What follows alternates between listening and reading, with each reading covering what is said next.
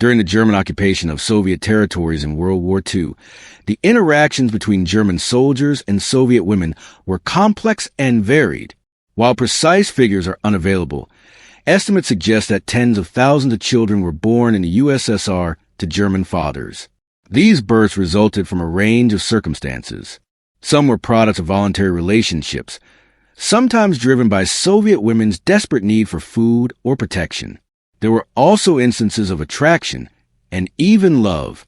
However, a significant number of these children were born as a result of sexual violence and abuse perpetrated by Nazi soldiers. The German military viewed sexual contact between their soldiers and Soviet women through the lens of Nazi racial ideology.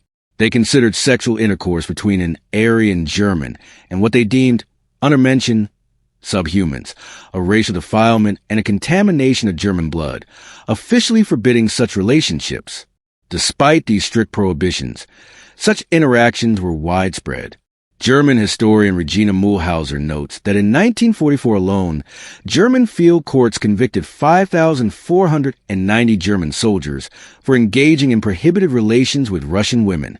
The actual number of such occurrences was undoubtedly much higher, as officers often turn a blind eye, and regulations from Berlin were frequently disregarded.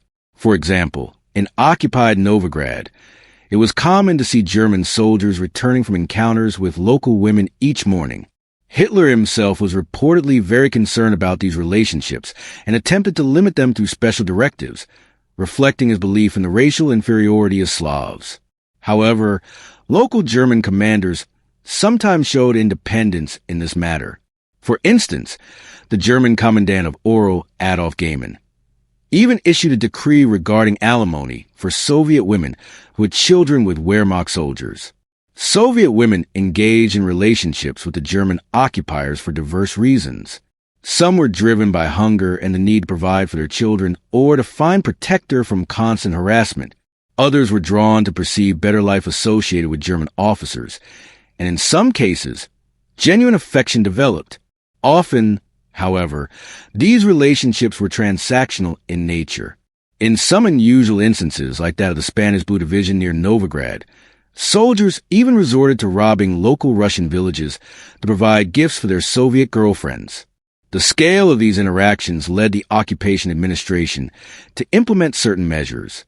Starting in March 1943, in some areas, the Germans began offering monetary compensation to Soviet mothers who gave birth to children fathered by German soldiers. Attempts to establish brothels for the Wehrmacht in the occupied territories faced challenges.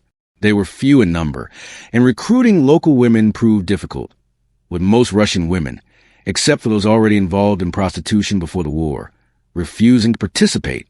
This shortage contributed to instances of sexual violence. In one documented case, in the village of Perek in the Leningrad region, German occupiers committed a brutal pogrom, looting the village and then abusing several girls before burning it down entirely. The local Soviet population generally held an extremely negative view of the establishment of brothels. For example, in Smolensk, a brothel for Luftwaffe officers reportedly employed only women brought from France and Poland. In contrast, a brothel in Pskov recruited local women, some forcibly and others from desperation. This pattern was observed in other occupied cities as well. Another category of women who engaged with the Germans were underground fighters.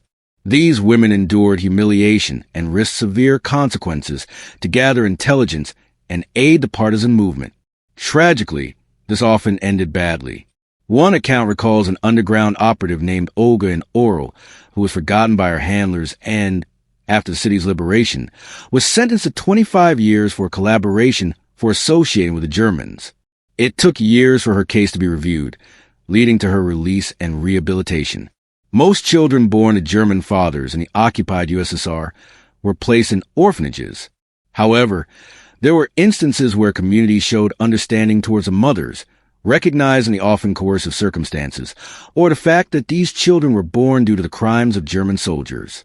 In such cases, these women and their children sometimes lived within Soviet families without facing ostracization. In stark contrast to the post-war experiences in some Western European countries, the Soviet Union did not engage in widespread public persecution of women, who had had relationships with German soldiers. While some women might have moved to avoid potential issues or falsify their children's birth dates, there was no state-sanctioned shaming, such as public head shaving, as occurred in France or Holland. Interestingly, the fate of such women was different in some other occupied territories. For example, in Norway, after its liberation, approximately 5,000 women who had children with German soldiers were sentenced to 1.5 to 2 years of forced labor, and their children were placed in orphanages. Similarly, in the Netherlands, women associated with the occupiers faced public humiliation and arrest. The Soviet Union's approach to these women, despite the immense suffering caused by the occupation, stands in contrast to the harsh treatment they face in some other liberated nations. While the topic remained largely taboo in the post-war Soviet Union, the absence of widespread official persecution is a notable aspect of this complex historical period. Regarding the number of children born, while precise figures for the USSR are unavailable, extrapolating from data in other occupied countries offers some perspective. In Norway, with a much smaller occupied population, around 5,000 such births occurred over 5 years. In France, the number is estimated at around 200,000, considering that over 70 million people live in the occupied USSR and more than 5 million German soldiers served on the Eastern Front.